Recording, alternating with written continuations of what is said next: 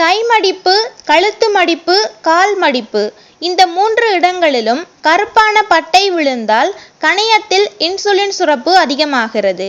உடலில் இன்சுலின் அதிகம் சுரந்து அதனால் அதிக பசி எடுத்தால் அது சர்க்கரை நோயின் ஆரம்பம். தொடர்ந்து முதுகுத்தண்டு அல்லது இடுப்பு பகுதி வலிக்குமானால் அந்த 2 எலும்புகளும் மிருதுவாகி அவற்றின் தேய்மானம் தொடங்குகிறது என்பதை கவனத்தில் கொள்ள வேண்டும்.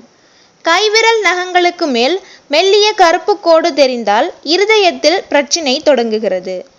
உதட்டிலோ அல்லது தோலின் மேல் பகுதியில் வெடிப்பு, பிளவு, தோல் உரிதல் போன்றவை ஏற்பட்டால் உடலில் எண்ணெய் பசையும் நீர்ச்சத்தும் குறைந்து விட்டது.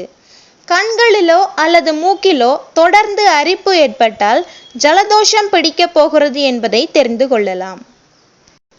முகத்தில் நமைச்சலோ அல்லது அரிப்போ ஏற்பட்டால் கூந்தல் சுத்தமாக இல்லை. தோள்பட்டை, குதிகால் இவற்றில் வலியோ இறுக்கமோ வந்தால் உடலில் காற்றழுத்தம் கூடி வாயு தேங்கியுள்ளது. வயிற்று வலியோ வயிற்றுப்போக்கோ இருந்தால் கைவிரல் நகங்கள் சுத்தமாக இல்லை. கால் பாதங்களில் வெடிப்பு ஏற்பட்டால் உடலில் அதிக சூடும் அழுத்தமும் உள்ளது. காதுகளில் அதிக வலியோ குடைச்சலோ இருந்தால் காய்ச்சல் வரப்போகிறது என்பதின் அறிகுறியாகும்.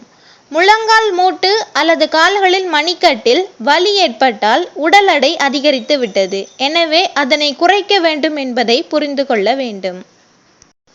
மேலும் இது போன்ற ஆரோக்கிய குறிப்புகளை தெரிஞ்சுக்க சேனலை சப்ஸ்கிரைப் பண்ணுங்க. நன்றி.